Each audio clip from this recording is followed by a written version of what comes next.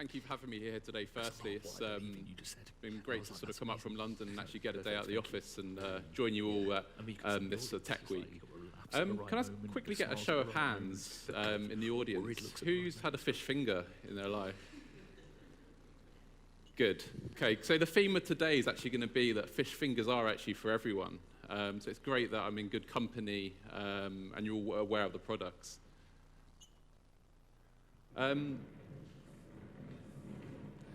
That's me on holiday. I like to really get involved with the brands, and I've sort of started in sort of FMCG actually as a content creator. So from time to time, actually, on top of what the work our agencies do, I actually get out and actually make a bit of content myself. So here I am. Actually, I was meant to be proposing to my wife at the time. But I was taking Captain Birdseye. We were doing a sort of world tour, so I took him to the Caribbean, and then we took him home and made a little video. So over 1.5 million fish fingers are eaten a day. So you know, when there's only 60 million people living in the UK, that's a big amount of fish fingers. So hopefully some of you are going home to have some this evening. You can do really cool things with them as well. Like, you know, you can be quite creative. Like, you can make little boats and things like that. Or even make them jump out of the screen and, you know, have a big fish finger sandwich. So I think the fish finger sandwich is sort of one of my favorite ways to enjoy, you know, the fish fingers.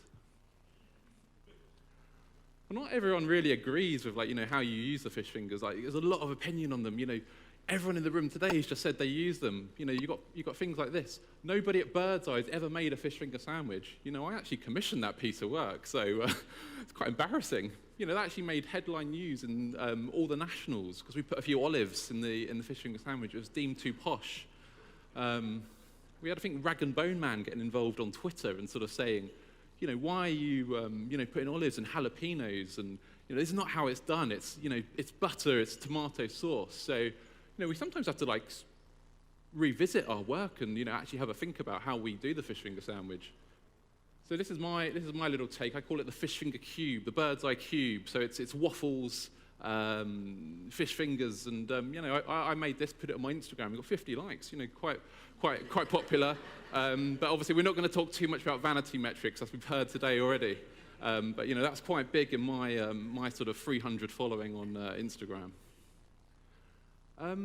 But yeah, like, I started to notice as a bit of a trend when it actually came to content marketing that I could really start to spark debate in terms of getting people to react to how we actually use our product. So we work with content partners as part of our reframing of our brand, really. So we work with people like Twisted and BuzzFeed to basically come up with new recipes. So we were noticing whenever you do something that's basically not the traditional way of using a fish finger, people talk, they get outraged, and quite often we get PR, which is obviously really good. So Italian food, you know, if you read some of the commentary on the internet, if you ever sort of, you know, give your steer on how the food's going to be different in some way, you know, people get irate. So we came up with a fish finger lasagna. This is what Ben Shepherd had to say about it.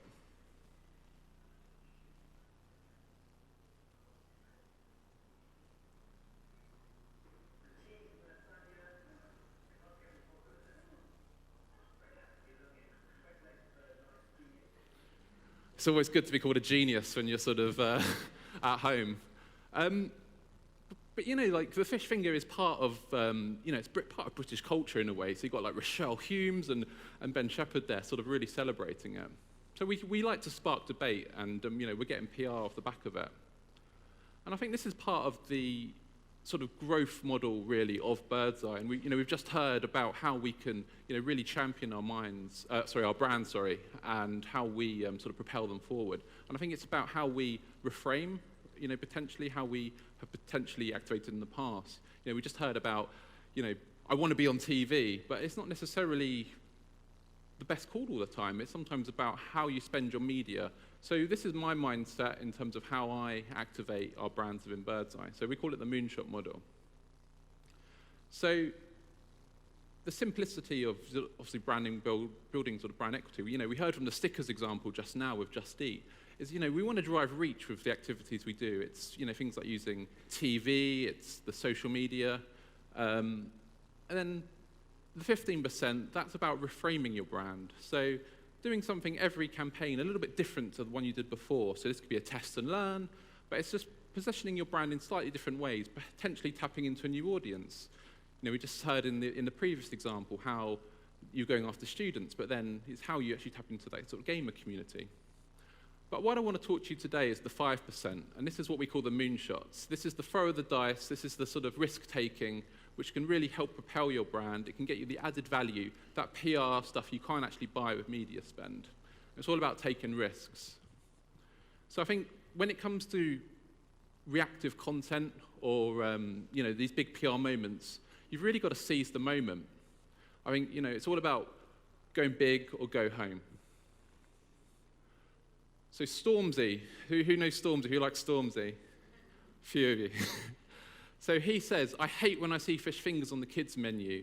Why is it for kids? They're for everyone. As you know, you all like fish fingers here today. So Stormzy knows. But not everyone does, sadly. If we were to rewind 2 years ago, my phone started buzzing at, I think it was about 11 o'clock. I think I'd gone to bed, and I had the marketing manager of Fish. We have different teams. We've got peas marketing managers and chicken nuggets marketing managers, and all our rooms are named like Potato Waffles room and Captain Birdseye room. It's we're quite imaginative when it comes to that sort of naming convention. But we were faced with a situation where fish fingers and this hashtag called solidarity just started trending on Instagram. You had mums up and down the country irate. So what had happened was, if you read that statement there, so feeding their toddlers frozen fish fingers, swigging gin from their baby cups, and potty mouth rants, were online about their kids. So basically a journalist in the Daily Mail had basically decided to attack mums. That can't be a good tactic. There's a lot of mums in the UK, and a lot of mums like gin, and they also like fish fingers, mainly both. They were being labelled slummy mummies. They were being called lazy, basically. They were being attacked for their take on parenting. And as a brand at Birdseye, we consider parents and mums and dads and everyone, to be our heartline consumer. So these are some of the people who came under attack. So there's a lot of famous mum bloggers. So you may have heard of some of these. So people like Hurrah for Gin, and the Mumsy Mum, Clemmy Telford and Steph Douglas. Between them, they've got probably about 500,000 followers on Instagram alone, and that's on top of the sort of people who are following them. So solidarity was born overnight. So these mums started to, push back. Really, they were annoyed, and stuff like this started to come out for overnight. So, F you, DM, I think that's Daily Mail. People sort of, people were making necklaces out of fish fingers and wearing them in Instagram photos and all kinds of stuff. There was clearly a movement had started, and I think for us as a brand, we just sort of felt, wow, people could be this passionate about our brand. Or fish fingers, we're the sort of number one sort of branded player. So when it comes to that, but people were so passionate about their parenting, and it was so unfair for them to come under attack for what was hard-working parents basically.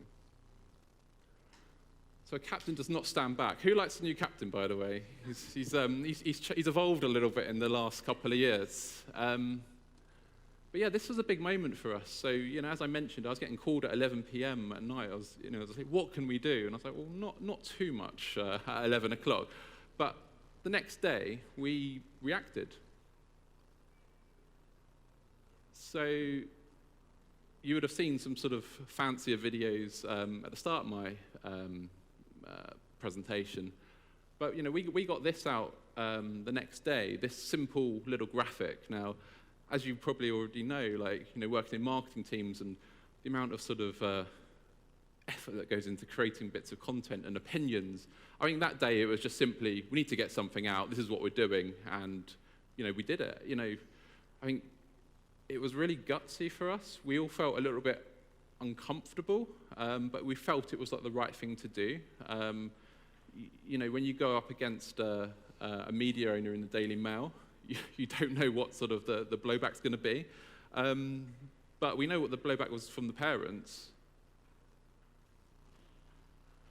So within sort of 48 hours, we had like 500,000 views of that simple GIF video. Like, I can tell you for a fact now, based on sort of like organic reach figures, these days, we typically get about 3,000 people looking at one of our videos.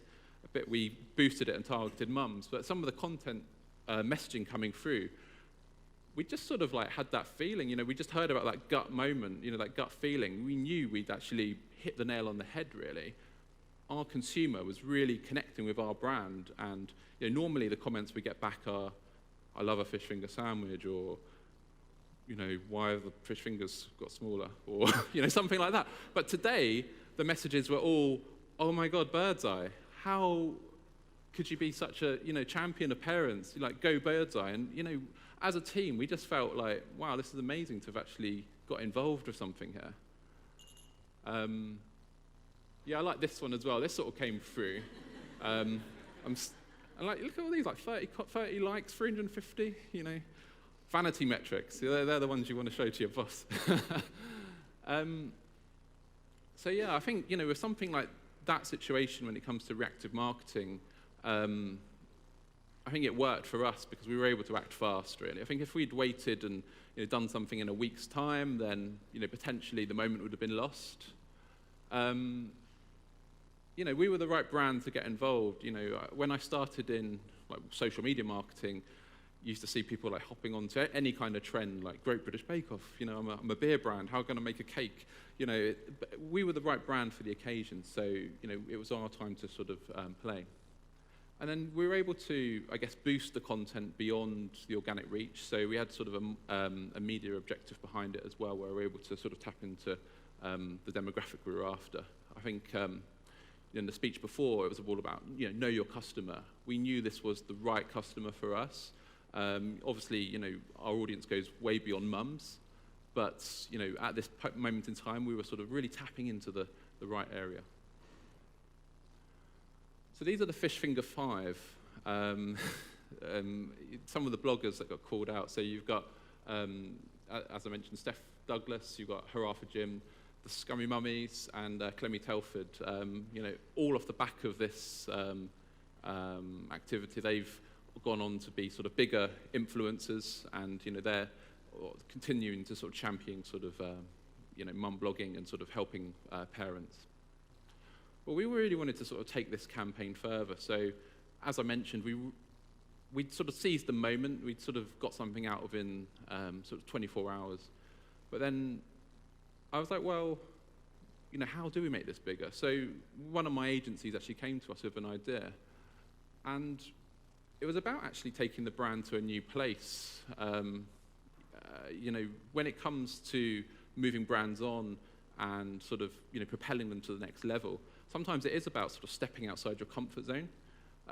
So yeah, I remember the day I went to see my marketing director, Steve, and I said, we're going to do this video, and there's going to be very little branding, but I think everyone's going to like it, and it's going to have a grime music track to it. That's not very Birdseye. So yeah, that ended up getting signed off. There was probably like half the marketing team saying, oh, how could we do that? And then, well, the decision maker was our director at the end of the day, and he was like, yeah, let's go for it. So this is what we did.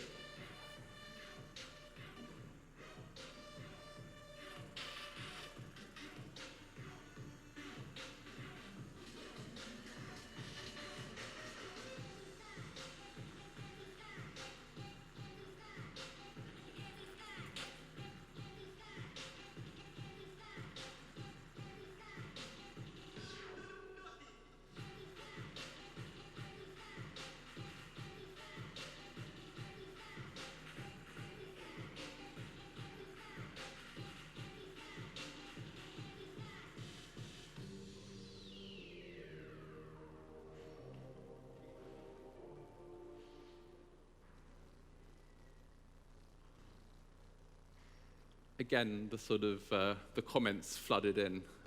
This time we'd had a bit of time to get a bit of media and a bit of budget to sort of help sort of promote the video. But the sentiment is still to this day nothing I've experienced actually working in, performance marketing or digital marketing. So, the sentiment was 99% positive. I think, there was one person sort of criticizing about they hadn't seen the story in the Daily Mail.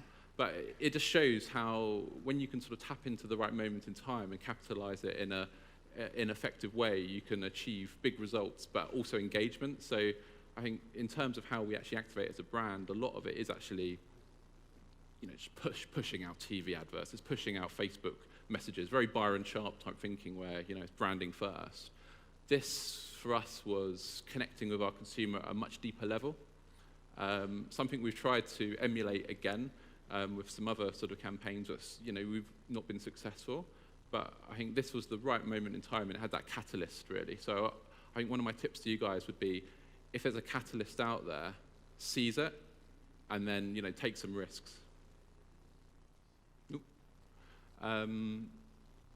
We won several awards for this piece of work.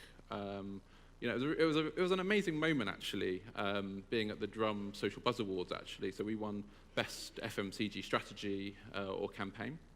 There was brands like Coca-Cola and Mondelez and Oreo, and we would have sat there from Birdseye, and I joined about 3 years ago, and we were spending, I think, 100K on, it might sound a lot to some of the business here, but within FMCG there wasn't a lot on our digital at the time. And to have gone from that brand who wasn't really doing anything to suddenly, wow, we're sort of amongst these, such famous brands, we've almost propelled Birdseye into sort of a more modern position. So I think for all of us, that was such a proud moment in sort of our marketing careers, really, because we'd able to do a piece of work that actually connected with our consumer. We weren't simply selling units of products. We were doing something that people felt passionate about. So, yeah, I think for us, just to reiterate some of the points again, so we were able to react fast. We stood up for our consumer. I think if you can support your team, if you're not going to support your team, who is? So I think, that was great. And, we were able to give the brand a bit of purpose and a bit of substance, which was great as well. Connecting emotional bonding with parents, and then, it was content that was relevant for them. So I just want to show you again, just what we did, just to sort of recap.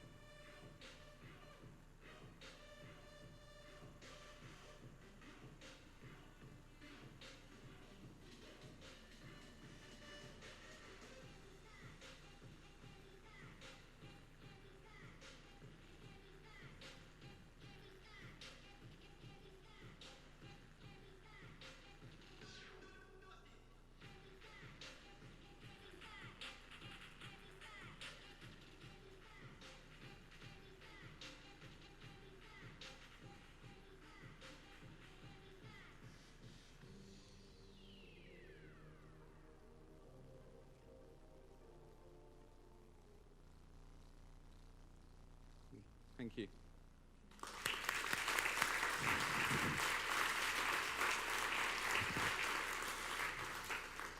I'm sure you can all see now why that's one of my favourite campaigns.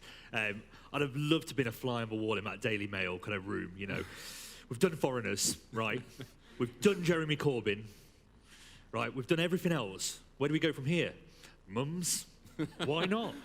Crazy. I mean, great campaign. I've told you before. But what I'm really interested in is the Fish Finger 5. Yeah. Did you have a relationship before them, before the kind of campaign exploded, or did you have to build that relationship and get that buy-in? Yeah, so we didn't actually have a relationship with them at all, actually. It was all quite new to us, actually. We were sort of starting to sort of work with influencers for the sort of for the first year, and these influencers charge a lot of money to work for them. You know, you may have worked for some yourself when they want sort of payments for, you know, product placements and things. But the Fish Finger 5, they wanted to be involved. We did sort of pay them a little bit of money just to sort of be involved in terms of their sort of travel expenses and sort of some of their time, but it wasn't anything astronomical. They felt that they needed to be heard. They wanted to be behind this movement, this solidarity movement, and it was something they were proud of. So we built a relationship over sort of a week. I think they've got a WhatsApp group called the Fish Finger 5, and they came to us as a unit, really. And we sort of just said, you know, we're going to make this film, and we started knocking around people's. There's a director of one of our old agencies, and he basically knocked on different people's houses in his road and said, "Can we pay you like £100 so we can like film outside your door?" And yeah, we made the film really cheap, and you know, they came down, and we put it out there. It's great. Any other questions for Colin before one gentleman over there run? If people could stop asking questions right at the back, that would be kind of great. It's keeping me fit, though. Hi, thanks. That was great. So this is a bit of a cheeky one. Did you stop advertising in the Daily Mail? Yeah, we haven't advertised with them, no. You never did? We haven't since then, anyway. Okay. And did the boost of the PR campaign around this make good on sales? Any sales you might have lost? Yeah. So we've been performing well as a business for the last 2 years. We've had 9 quarters of growth. So we've had quite a good position in terms of how we're doing as a business. I think we were traditionally advertising in quite an old school way. So it was very much master brand. It was very much big TV campaign. It wasn't really embracing digital change. So I think in the last 2 or 3 years, we've been able to really flip how we do our advertising. It's about still doing the big things, the heavy lifting with TV and, you know, things like VOD and, you know, Facebook, etc. But it's then about how we can then build connections with our consumers at a deeper level and then try a few things, really. I think, you know, my motive is like, you know, don't be afraid to fail. You know, I think if we can try some stuff and have some fun, you know, take Captain Birdseye on holiday and you might make a little video on your iPhone and then boost out of your media instead of paying an agency. You know, that's a more creative way of looking at it. So I think, yeah, we haven't advertised at the Daily Mail. Yeah, I don't think I want to either. That's great. Another round of applause for Colin. Thank you.